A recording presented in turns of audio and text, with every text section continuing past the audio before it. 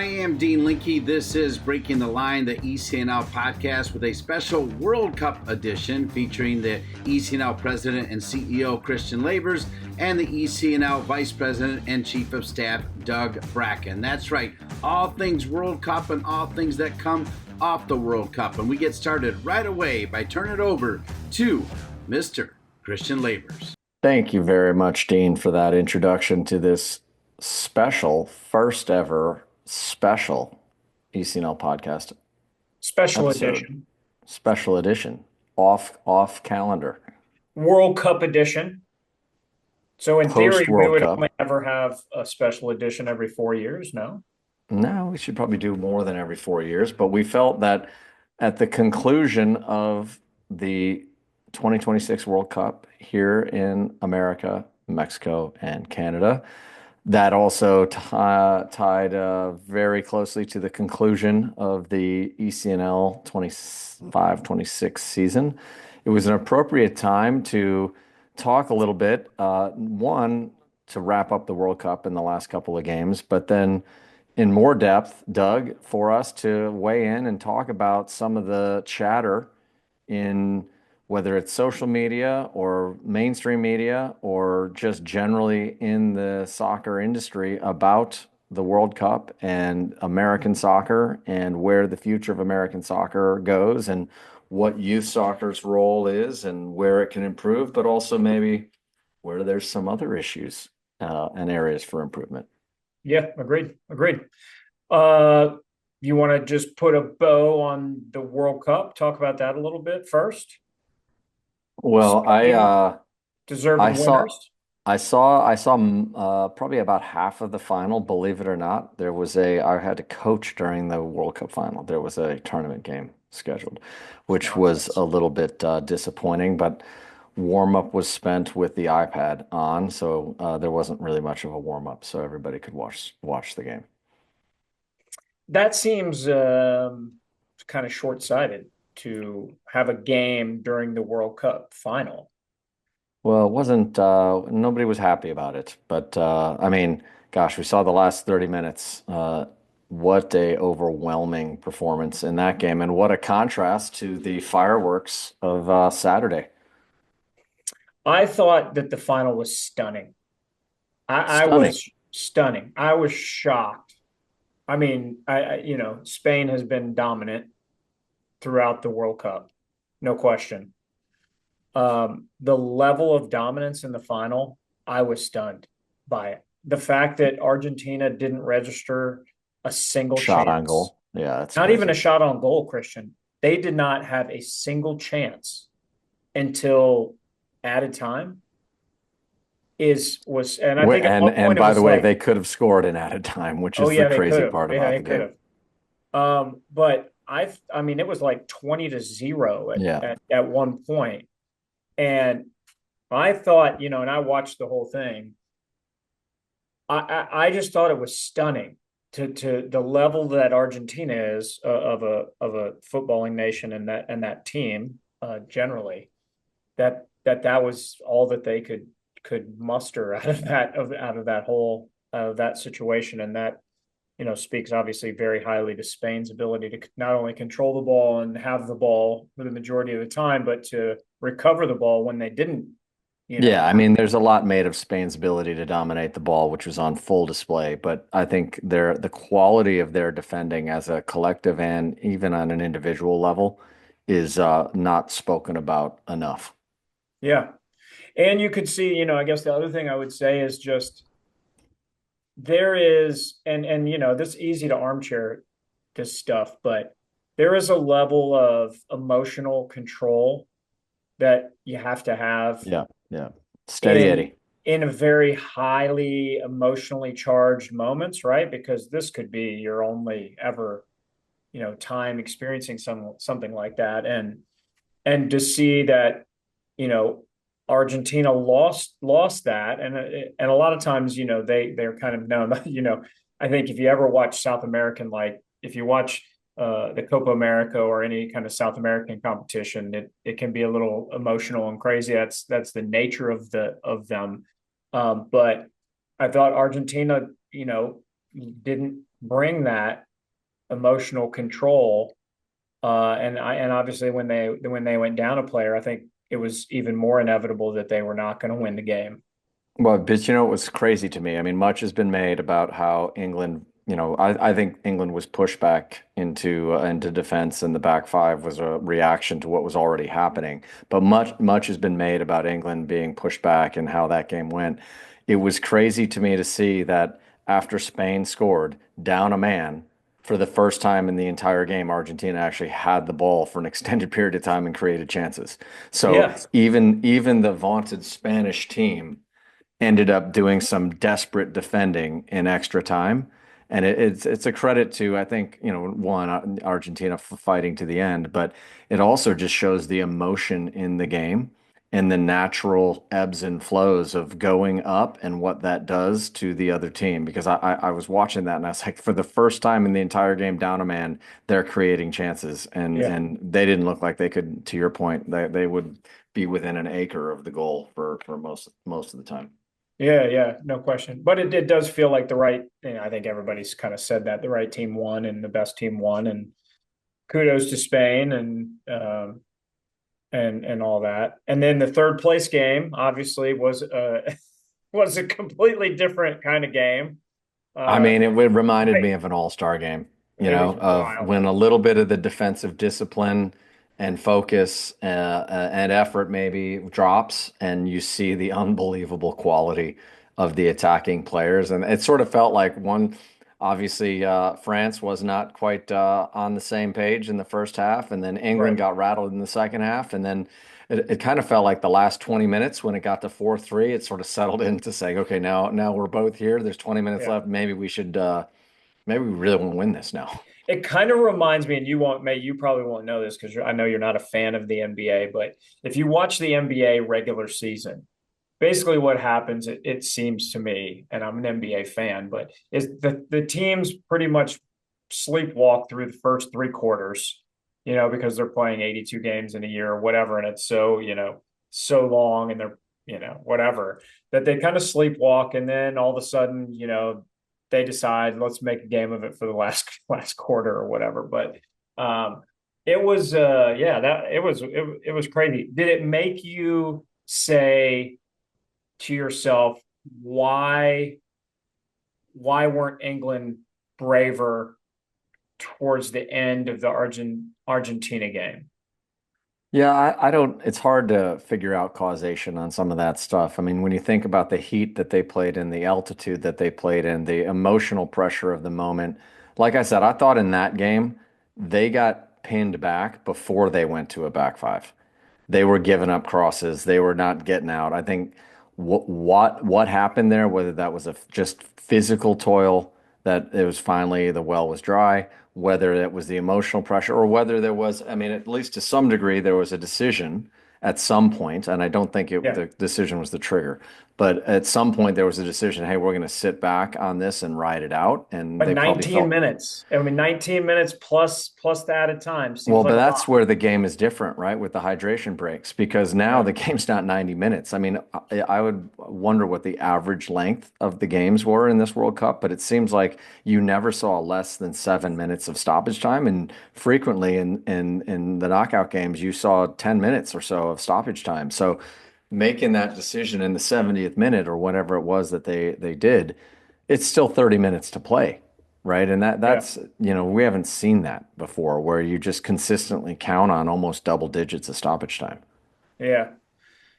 Yeah. I mean, I felt like, I felt like, and again, you're not there. So again, it's so easy to armchair quarterback it. And, you've added a game to the equation with the new format. And to your point, the rest periods also got shorter as the tournament went on, right? So the days you had in between games were less once you got out of the group. Yep. So Yep. fatigue, certainly plays a part of that, both mental fatigue but then I look and I say, well, Argentina had to come back and play extra time and all these different things in a lot of their games. So they, had in theory expended the same amount of emotion and all that as England had. I don't So, think they played as many outdoor games or as many games in the heat with as yeah, much travel. And, how does that, you get a physiologist to tell us all that sort of stuff. I will say, you know, the degree, the combativeness and the work rate of the Argentinian team and the ability to put, Messi into the spots that he needed to be. It was fun to watch for a lot of the tournament. It wasn't that fun in the final.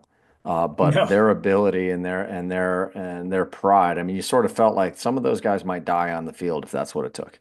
no question, no question. Yeah, and I think you have to tip your cap to Argentina for making it to the final Yep. because they did a lot of it on not. I mean, they obviously have quality everywhere, but the way, to your point, they fought and never gave in is, I'd say, an example to how you'd like to see your teams do it. So, did one game in the World Cup, one or two games, stand out to you where you were like, man, that was awesome? I mean, I think England Mexico at the Azteca was Yeah, was pretty yeah, that amazing. was my favorite game. Yeah, that was my favorite one. You didn't believe they could do it, especially in Yeah, that environment, and to see that was really cool. Obviously, like we've talked about the opener, we went to the opener. And looking back, now it's weird that the tournament's over after 5 weeks or almost 6 weeks long. But looking back, that game looks like it'll be even bigger of a memory for my family and my kids, I think. When you see what the 6 weeks of soccer yeah, every day does, and to go back and say, gosh, you remember that seems like an eternity ago yeah, that yeah, that yeah, game happened. So, and maybe this is time to transition to some of these bigger discussions of the impact of the World Cup here in American soccer, the discussions it has provoked, some of them well informed, some of them not so well informed, but yeah, I suppose welcome because people talking about soccer is a good thing to some degree. So I think overall, I give the World Cup here a phenomenal grade overall. I think it's inspired a lot of kids. I think you're going to see that. You're going to see that in growth. I think there's studies that have shown in previous years, the country hosting the World Cup typically sees a bump in yeah. player participation through it. And so I think we'll in 15, 20 years, you'll hear stories of kids who decided soccer was for them during this Yeah. World Cup and decided that Here, they were going to play. and we'll dig into this, I know, because this is part of this discussion, but here is what happened that is it never happens here. And that is soccer was front and center. Yeah, Soccer for a was long front and time. center and captured the imagination of the country for a long period of time, to your point. When you think about these other countries, soccer is always front and center Yeah. because it's such a huge part of their culture, right? And so in a way, we have to rely on moments like these to inspire the next generation because it's so rarely front and center in our country. And that will get into the cultural kind of discussion that I know we'll have. But if you think about Spain, and again, I'm not one of those people that says, well, Spain won it, so we should do everything that Spain does because Spain is uniquely Spain, and they're going to do what they do, and there's a lot of differences. But in Spain, soccer is front and center Well, it's always. it's yeah, it's the difference between something being cultural and something being event or a moment in time, event driven or a moment in time. And so I think your point is really good that this is where how the sport is viewed everywhere else in the world, 365 days a year. Of course, the World Cup is a special moment, right? And no matter what country you are, it's a special moment. But soccer is still number one in the culture.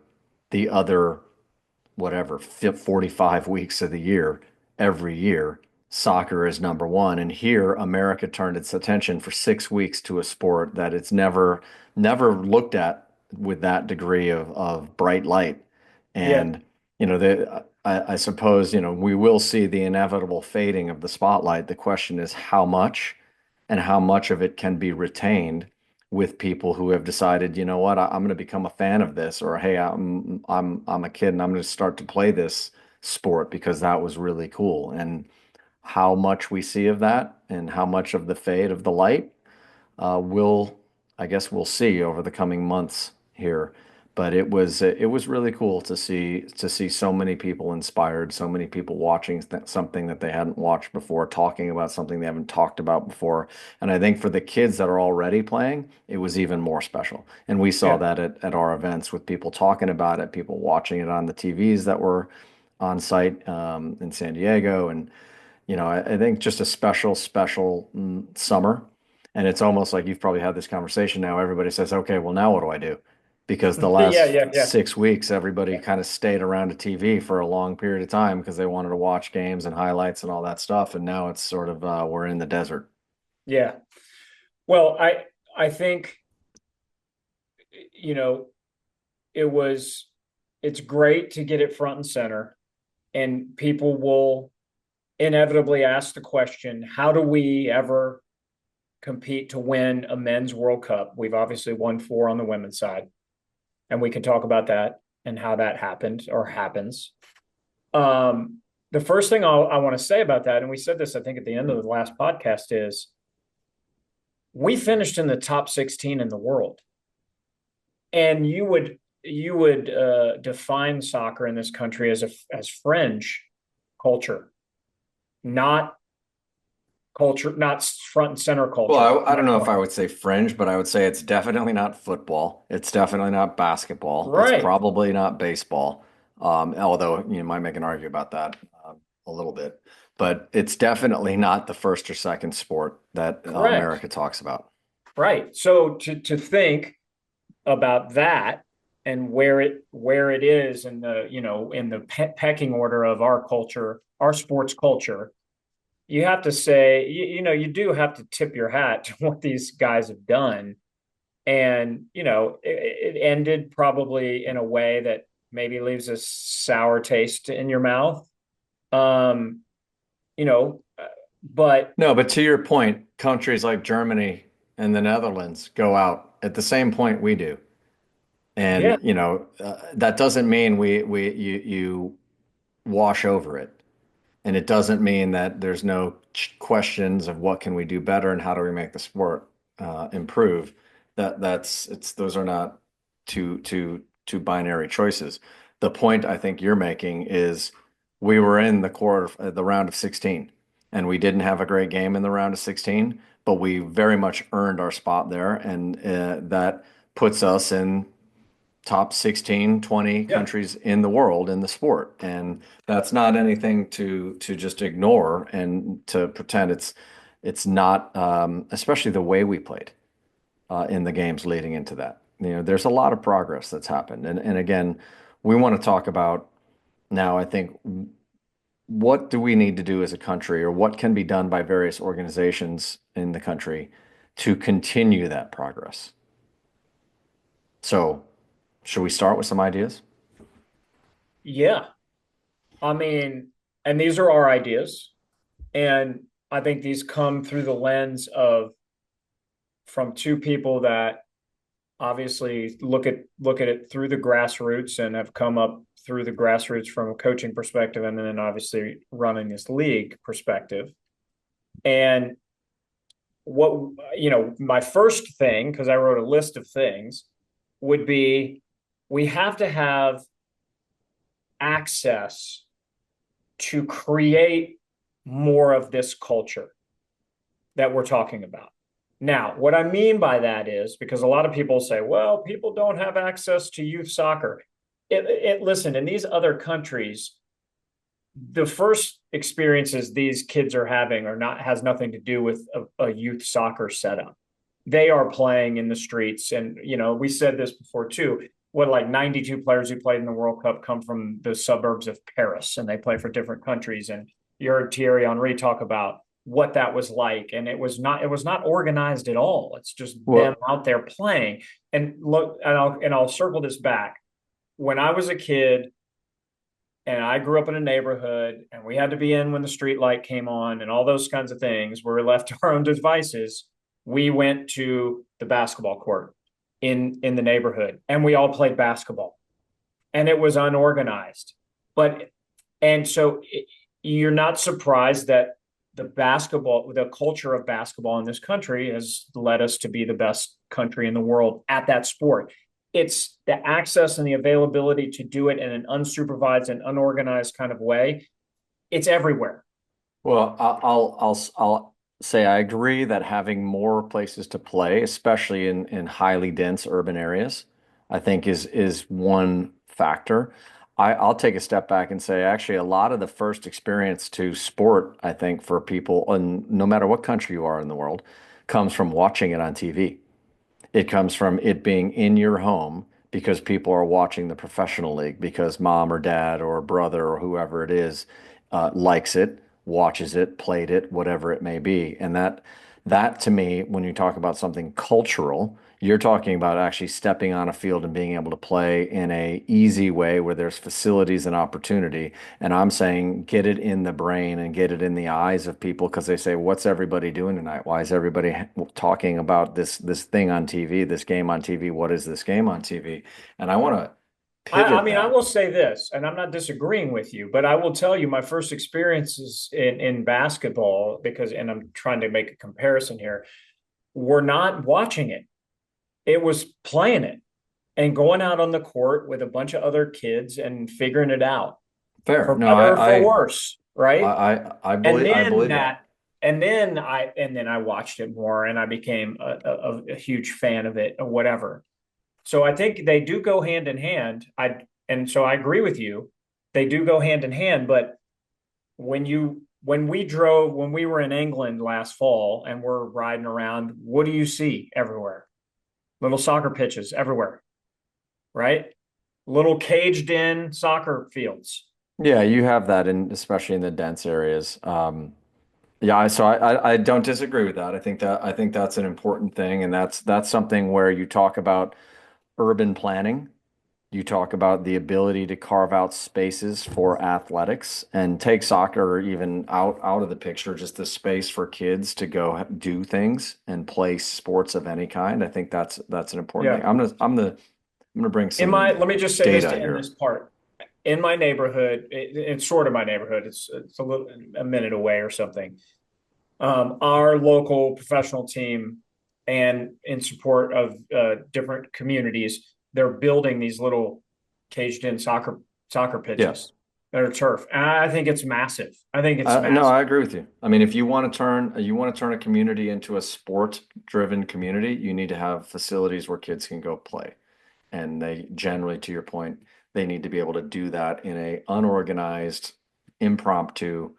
I got nothing else to do for 30 minutes or an hour. I'm going to go over here and instead of watching TV, instead of playing video games, I'm going to go and play this game Yeah, with my friend. And by the way, the game they play there, sometimes it'll be soccer, sometimes it'll be a variation of soccer that they make up and it's fun. yeah. And I think My that's son, a bunch of my son's high school teammates called him the other day, and they all went to this little caged in pitch and they just played.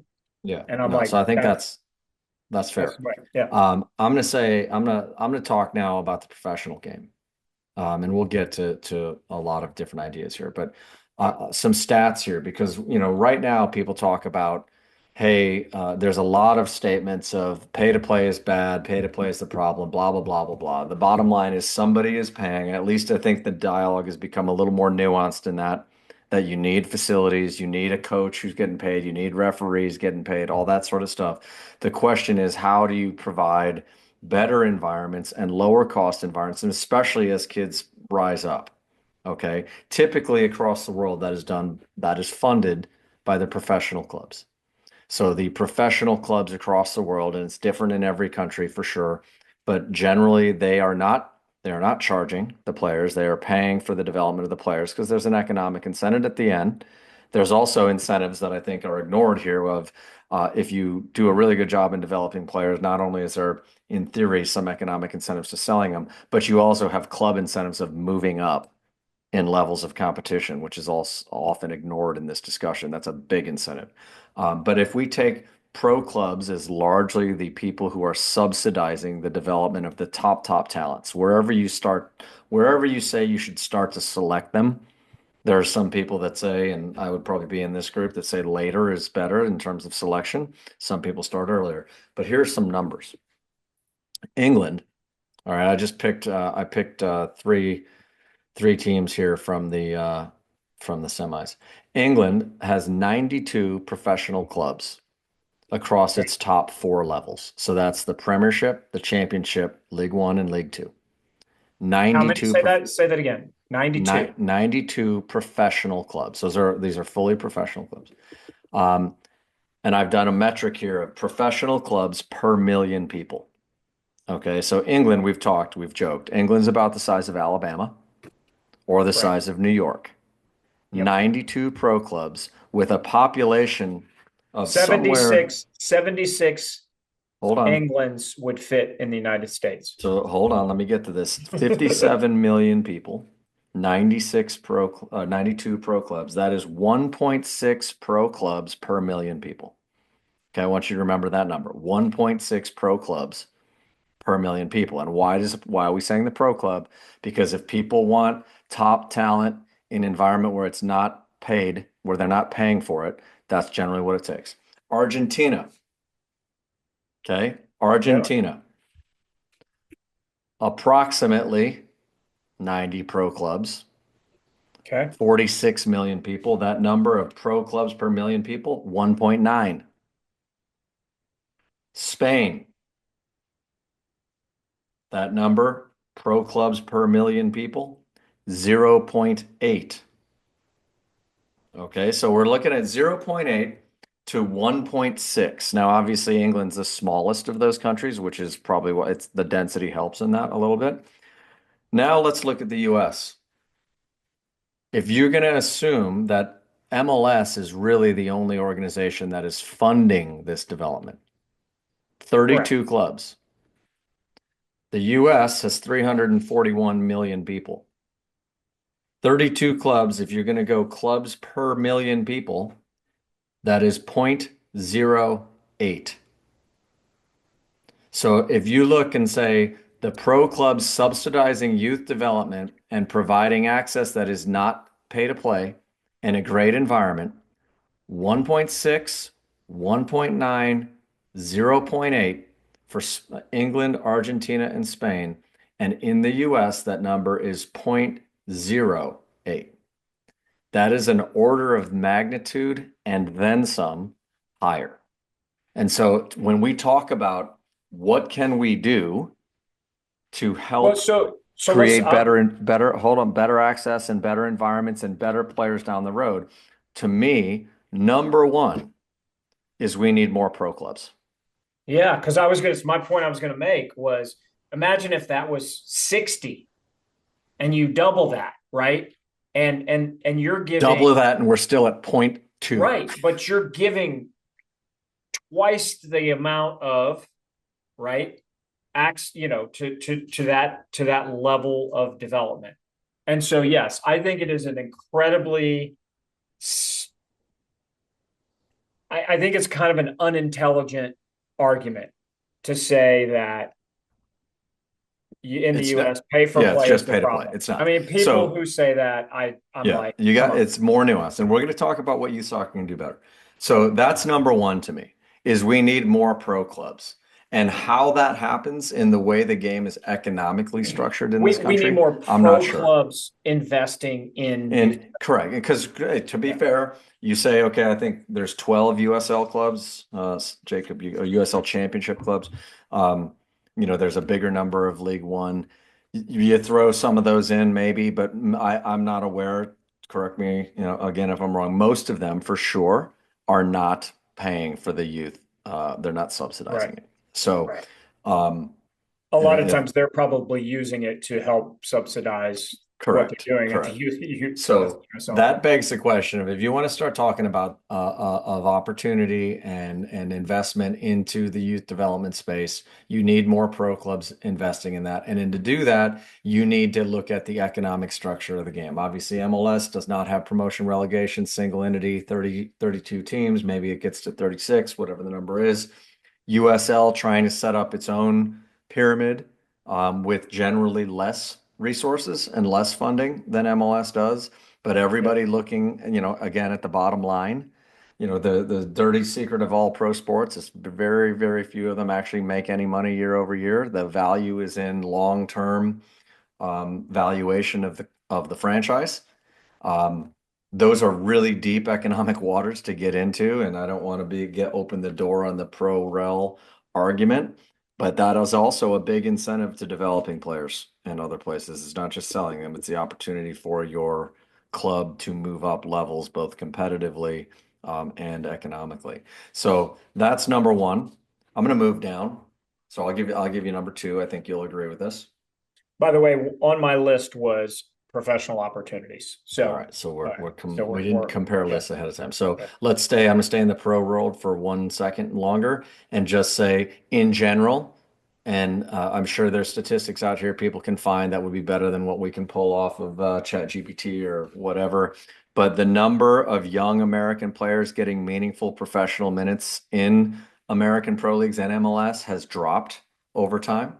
So I think you have to look at how many young Americans are actually getting meaningful minutes in pro leagues, because it's one thing to get on a roster, it's another thing to get minutes. And so a lot of countries in the world, we've talked about this in other podcasts, have minimum numbers of requirements or maximum numbers of internationals in order to incentivize giving minutes and time, or not even incentivize, mandate that there's a certain amount of time that is given to young talent, domestic talent. So I think that's a sort of part B to the pro piece. And I'm not to say that American players have not benefited from MLS, because I'm sure they have, but I will tell you that it is very obvious as well that other countries in CONCACAF have also benefited greatly benefited. Correct. Because I think the level of teams in CONCACAF has definitely risen and because of MLS. Yes. 100%. No, I think that's a fair point. And all of this discussion is being within the lens. If we're going to look at the country and soccer and the sport generally, what are some areas that are meaningful? I'm going to move down to number three. I think you'll agree with this one. College soccer. We're speaking specifically on the men's side for the purpose of this discussion. I mean, we'll reference the women's side here and there, but the number of American players in male college soccer has dramatically reduced. Internationals are about 50% of the Division I roster pool. Why is that important? Again, one, it's opportunity to play and play longer, and somebody's going to say college soccer is not good for development.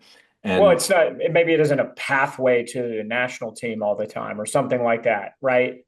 Fair, right. But and the point is there can be changes in college soccer to make it better for development, like they're trying to do with a dual season. That makes it better immediately.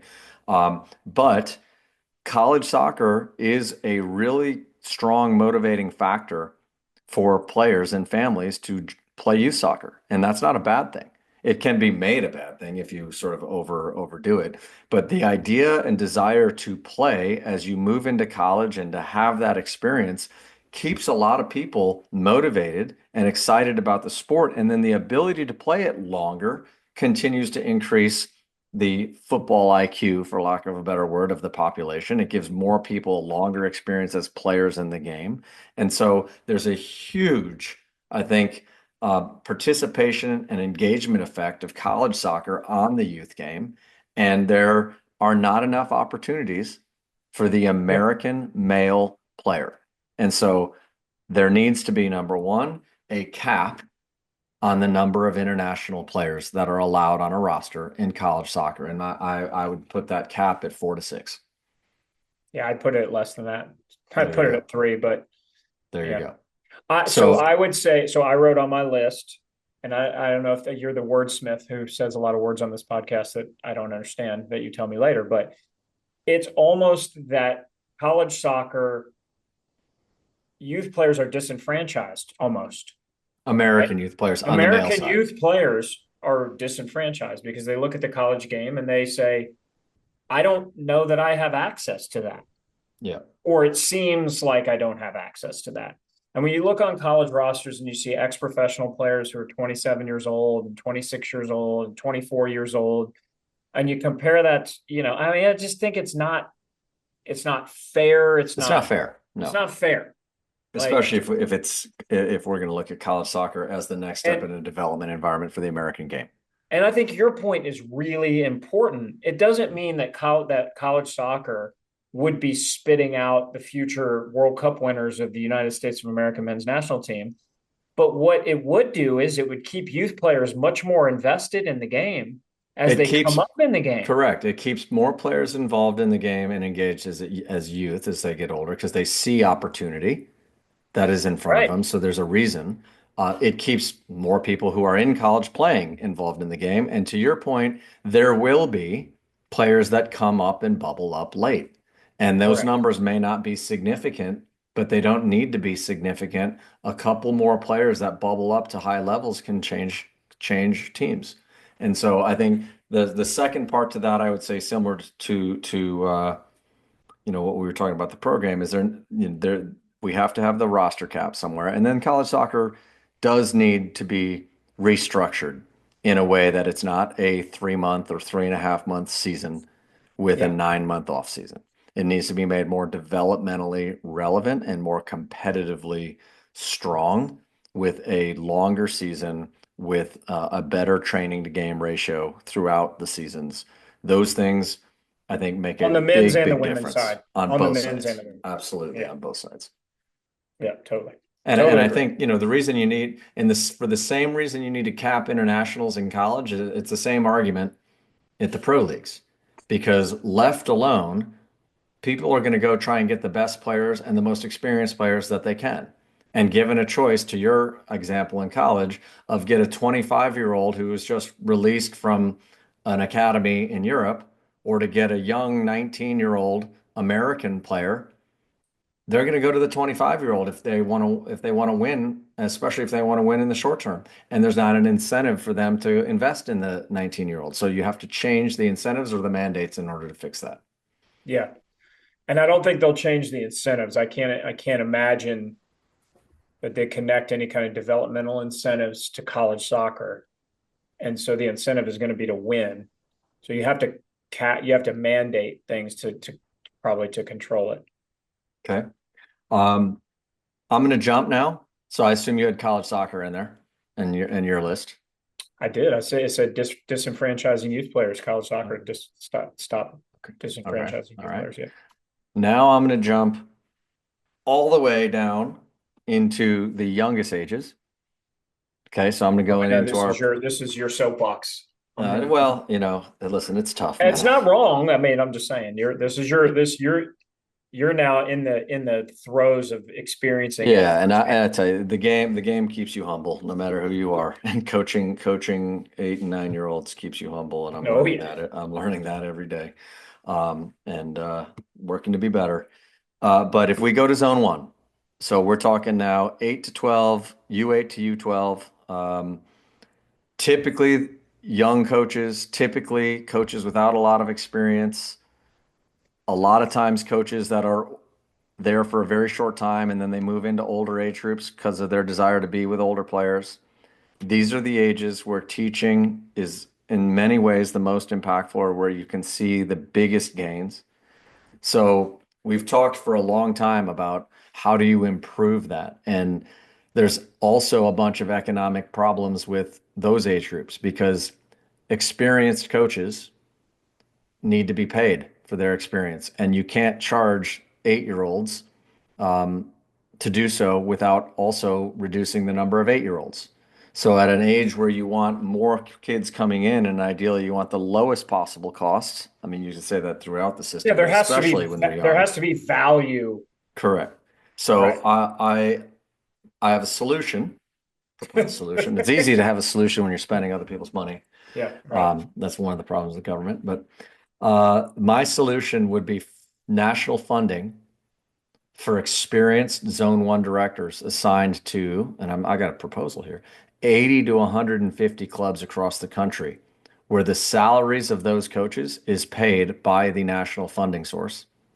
So that burden is not put on the clubs.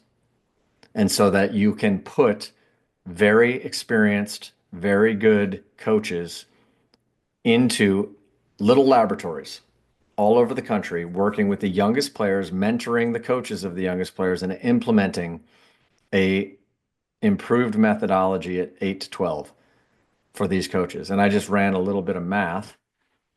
I And was if going to you ask you how much if this you let's costs. just say I put a salary, a total salary burden. So you talk about salary, unemployment compensation, all Yeah. the stuff that goes into it, right? Which Benefits. most Yeah. people know that benefits, that usually goes, their benefits and all that stuff lumps into what, 25, 30% of the Yeah. salary cost. So I just put it, to make math easy, $100,000 fully loaded. If you did that with 100 clubs, that's a $10 million annual cost. And with It's the not, numbers being talked about, it's that's not not a huge cost. crazy. It's not crazy. Okay. And if you said, okay, we're going to do this and we're going to put 100 people across the country in 100 clubs, you're talking about directly impact. I made some very general assumptions. So you talk about a club that has at least 2 teams per gender per age from U8 to U12. You're talking about a direct impact. And that, by the way, we have clubs that are, most clubs are way bigger than that, right? Yeah. But you're talking about, even if those people just worked with a couple teams and then oversaw the coaches, you're talking about direct impact of almost 25,000 kids, with indirect impact of tens, hundreds of thousands that see that as the example, and the coach that has a more direct mentor and a more experienced mentor, and a cost burden that is not put onto the club, which then ultimately goes down to the parent. Thoughts on that? I love this because this is your and we talk about this a lot here, just about solutions.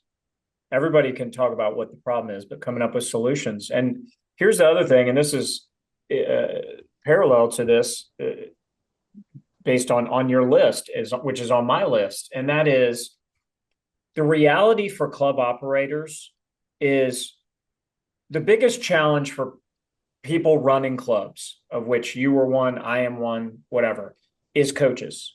It is the absolute hardest part of it, getting good coaches.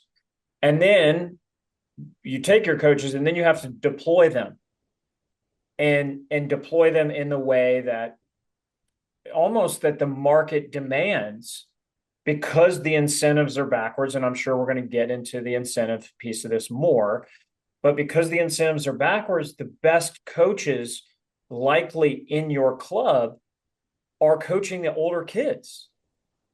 And so it's really hard to take a really, really good experienced coach and put them with younger players. Well, and by the way, if we took this proposal and you put these 100 experienced coaches into 100 different clubs, they will learn as well.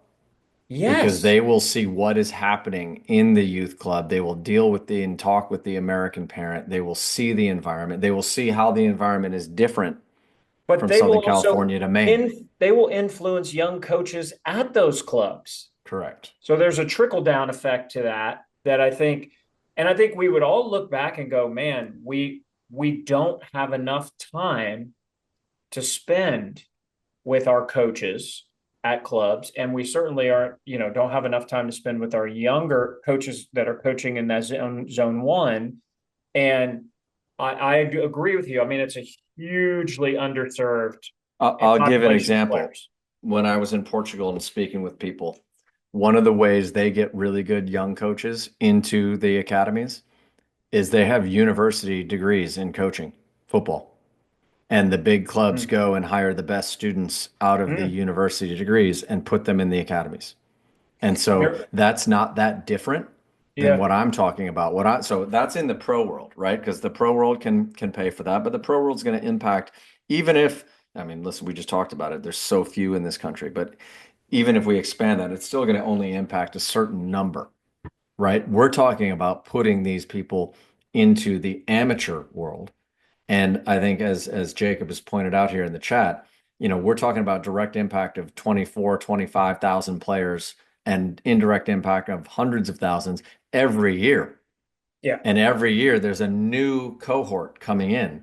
And I would say that there would be a chance that if you did that for 4 or 5 years, you might be able to stop doing it after that because you would have made a very big investment at a moment and in a way that then the investment will have impacted the environment that the initial investment may not be needed anymore. Yeah. Yeah. No, I'm here for Okay. Got another one. it. Okay. We talk about, again, when people say, well, how do we get more players into the highest levels? And like, that statement itself, it ignores the whole process, right? This is a process of 10, 15 years of a player going from a youth Right. player to a higher level, 20 years. But if we talk about, if we're going to take that as sort of our given starting point, how do we get more players of higher quality into the national teams? Then you back up and say, okay, the senior national team, well, that bleeds down into the U20s, the U17s, the U15s, the U14s. We've talked about this ad nauseum, and it's not a secret. The selection process for the youth national teams is overwhelmingly from the MLS academies. And that is not a league issue. That is from those 32 academies. And I think that probably makes some sense at the older ages, especially looking at U20s and U17s, because that Yeah. national team more and more is going We to be should filled with pros. we should all be helping funnel Correct. players to And I that think level. that is the case. Yeah, But if we look 100%. down at U15 and U14, so we're talking about 13 and 14-year-old kids in a country of 341 million, overwhelmingly still at those age groups, almost all of the players selected are still coming from 32 academies. And now I'm not here just to make that point because I have a suggestion. I'm But gonna say to I'm just gonna underline the point, say very lazy scouting. to Sorry. underline the point, in the last 6 under 15 youth national team camps from October 25 to June 26, 4 non-MLS clubs had a player selected. 4 in the entire country. And Yeah. why in the last 3 U14 talent ID programs, 9 non-MLS clubs had a player selected. And why am I saying that at those ages? So that's 13 players. But no, it's more players. It's a small Okay. number of players.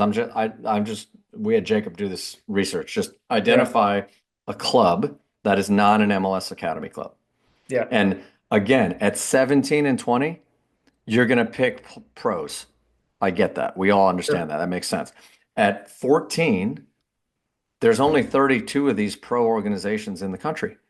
So there's no way that all of the top players with potential, or 90 something percent of them, are already in that environment. There's just no way mathematically that is true. So I have a Yeah. proposal. And I Okay. think, they have a concept called red teaming in the military. I think it's in software as well, which is to test the defenses, test the validity.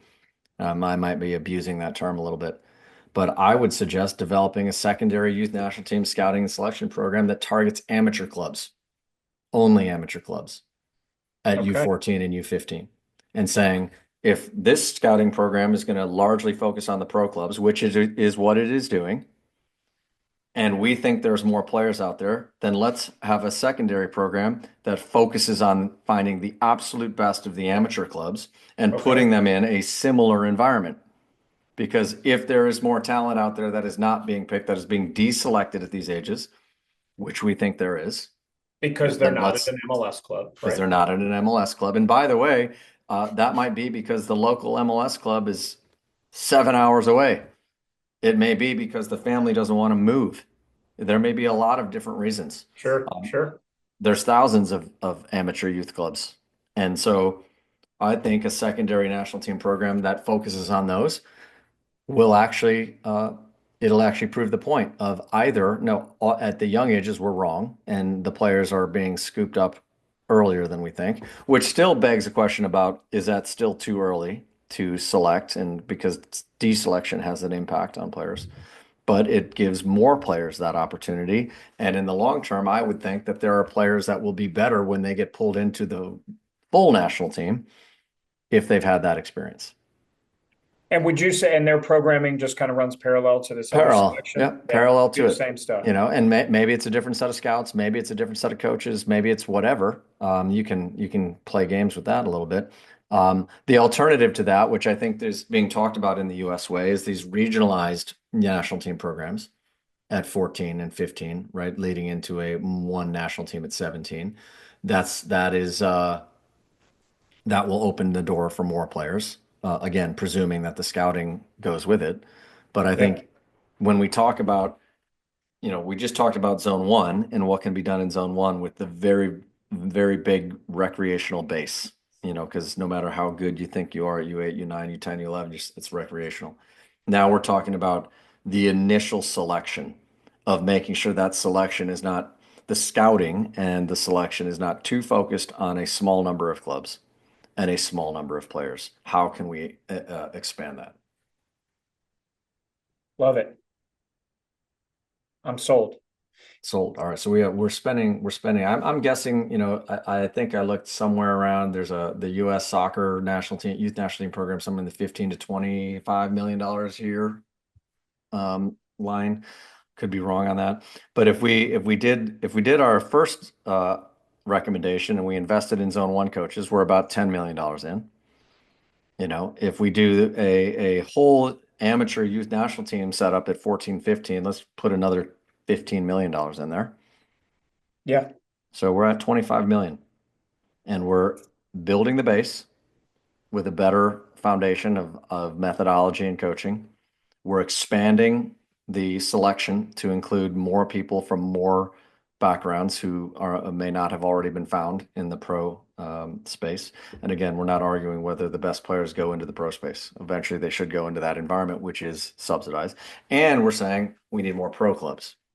And we're saying that we need more American players in college soccer. If just those four things were done, and let's add your first idea concept of adding more spaces to play in highly dense areas.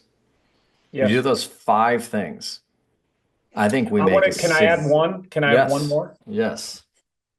And I know everybody talks about these solidarity payments and all that kind of stuff that doesn't happen here. Does not happen. Yes. The incentives, and I think this is something we have to talk about. The incentives here are to win. Yes. You are rewarded when you win. Then the best players come to play for your club and you win more. Yes. You are incentivized almost solely to win. Now, we both have talked about this and we recognize winning is very important and learning how to win is very important. And we don't want to take that competitive spirit out of the game for the sake, because you can go the complete opposite way, which we've also seen in the past, haven't we, Christian, where it's like, Yeah. it's almost anti-winning. Like don't, so, but you also have to incentivize the clubs, amateur clubs, to want to both put resources into younger ages where the development happens and moving and helping develop those players to move them on.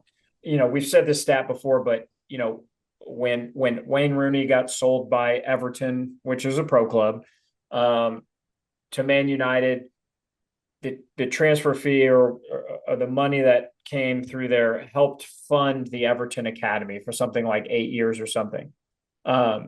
So that is, the incentives have to be altered here, because right now the incentive is to win. And we have to find ways to incentivize amateur clubs to focus on the development of players. You have put some pretty concrete proposals together. I think there's law involved in this, and things that I don't, I don't want to oversimplify something that's not simple, but we have to figure out how to change the incentives, because right now the incentives are win. Yeah, I mean, I think, I mean, I agree. I agree with that statement. It's the answer to it, and I'm not legally equipped to debate the nuances of collective bargaining and restraint of labor or restraint of trade that get thrown around when you talk about why it's not enforced, why training compensation is not enforced in the United States. But it does mean it goes back to our first comment.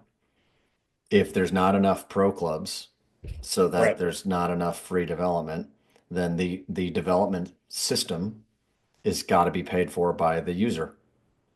And right, ultimately, if those clubs, that's the only source of revenue because there's never a reward for developing, then there's no alternative. So either correct. somebody starts it and pays for it because they see their own alternative, and one, you can do that in a pro because, and again, I want to state again that there's the incentive is there's an economic incentive to sell players, but there's also an economic incentive that your own team gets better. And the biggest economic incentive is moving up levels where the revenue is higher when we're talking about a Yeah, pro yeah, yeah, organization. So yeah. it's more complicated even than that. But if there was more incentive or reward for players that come, we'd have to figure out how do you'd have to do some work to make sure that you're not rewarding the aggregator of talent because that's Right, what, to your point, that's what happens in a lot of youth soccer is that the club that wins first gets the next players who are successful and they want to win, and then you aggregate talent and aggregating talent. You can do a really good job of teaching kids, by the way, and aggregate talent. That's generally what tends to happen in life. But you can also but not how do do a you very good tell? job. How do you? But you can do a not a good job of teaching and still aggregate talent and be very Yeah, successful. And yeah, so whatever the incentives would be, we're going to have to separate the development and the aggregation of talent somehow. yeah. How do you tell the difference? How do you tell the difference? Yeah, and maybe that is as simple as it's laid out in the solidarity, is that there's a payment based on where the kid was every year. To do that, you need a single source of truth. And what I mean by that is you need one player card. So you know where the kid was. Because right now, as we know all too well, with all sorts of different playing cards and sanctioning bodies, kids are playing all over the place. So if you try and say, well, where did that kid really play at that age group? It's not always easy to answer that question, Yeah, sure. which also makes it hard to identify who's actually played the biggest role in helping that kid. Yeah, yeah. That's probably the toughest, challenge as I see it is, how do you unwind that it's already wound up pretty tight. But I like your other solutions. I think those are obviously they take resources, but you could implement those. Um, I'm not going to say it's easy to No, implement, nothing's but easy. But the motivation of this discussion for us was obviously watching the World Cup, watching the performance of our national team, which was so positive for the majority of time.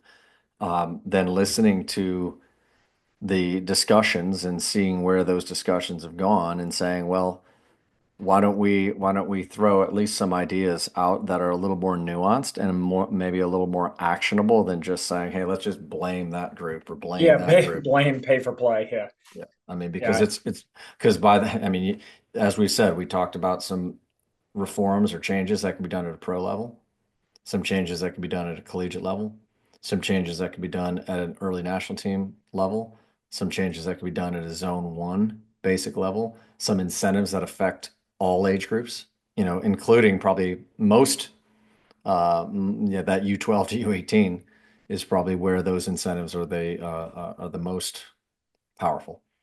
yeah. Yeah. Do you think my last question on this is, do you think our young players play enough games? No.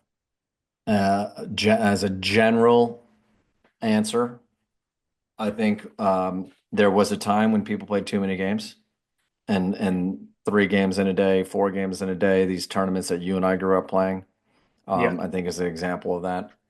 I think we as a country overcorrected and went to this, and there was a discussion at one point of like mandating that kids couldn't play more than a certain number of games at U10, U11. I sat in a room where that was actually talked about, Yeah, which, right.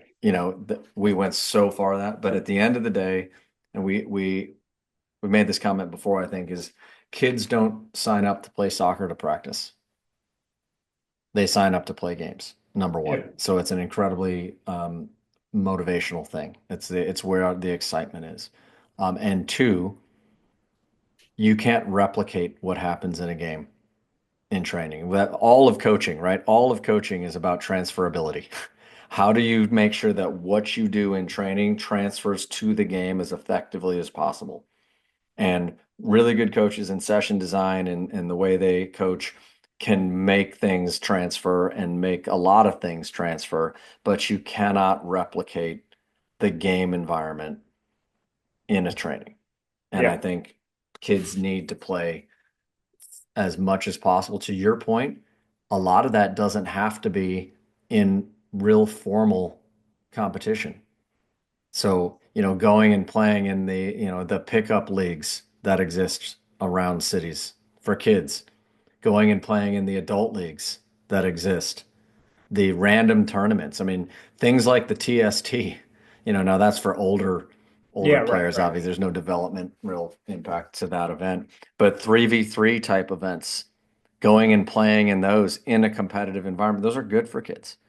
And so I think in all of these things, the answer is balance, because kids tend to manage their own fatigue.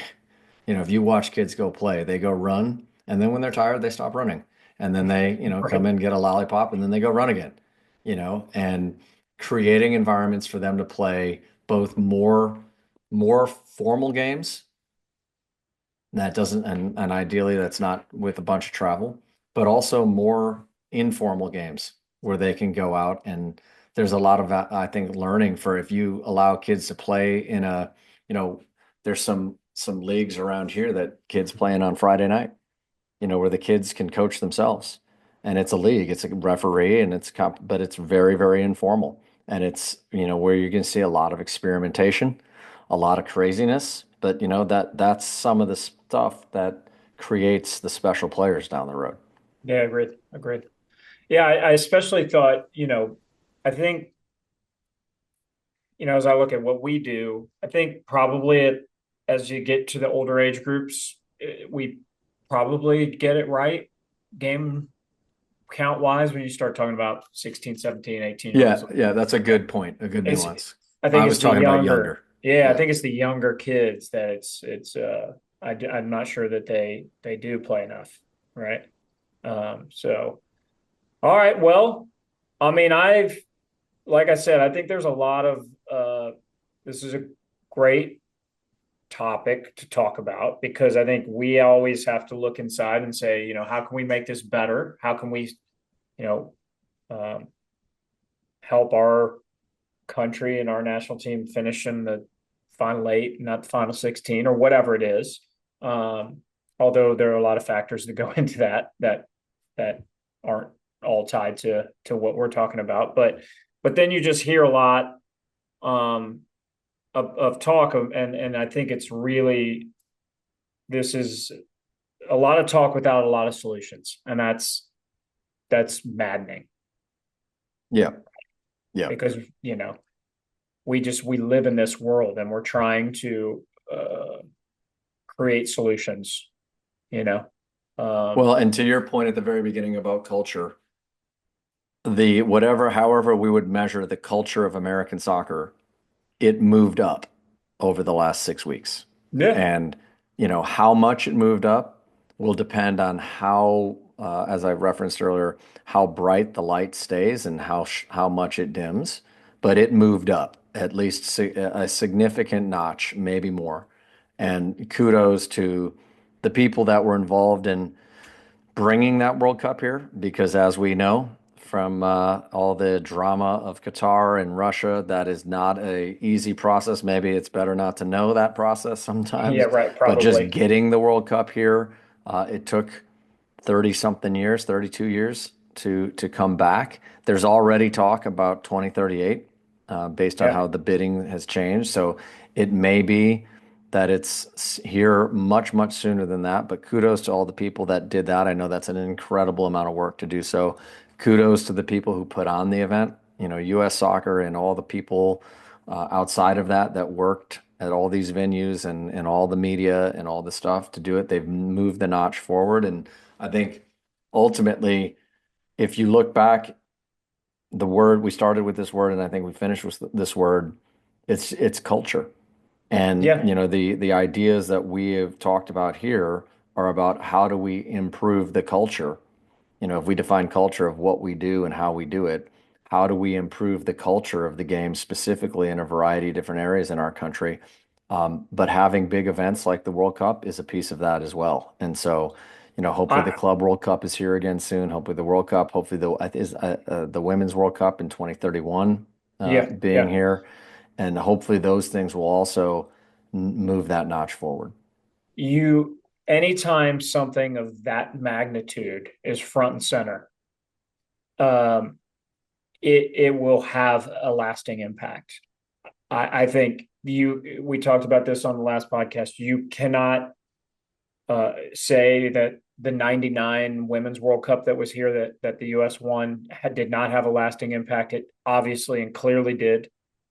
You can't say, if you look at another sport, that the hockey success on the men's and women's side this past winter at the Winter Olympics will not have an impact. It absolutely will. Yeah. So anytime something that is not normally front and center here becomes front and center, it will absolutely have an impact. Well, So and to Jacob's point, LA 28 in the Olympics will yeah, be here, 6 different cities that will be hosting games. I always feel like the Olympics feels like, sort of the other soccer program, yeah. It and seems like so, more on the women's side because I guess the senior women's national teams that participate in it. The men's side does kind of seem like an afterthought yeah, it's a sometimes. U23 competition on the men's side, largely with, I think, some overage players. But, maybe the buzz of the World Cup will make that Olympic soccer competition bring it a little bit more Yeah, mainstream than in the past potentially. But that's another opportunity. So all these things moving the needle.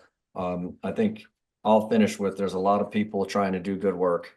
There's a lot of conversations happening across various lines now of organizations of people trying to find solutions, and none of it's easy.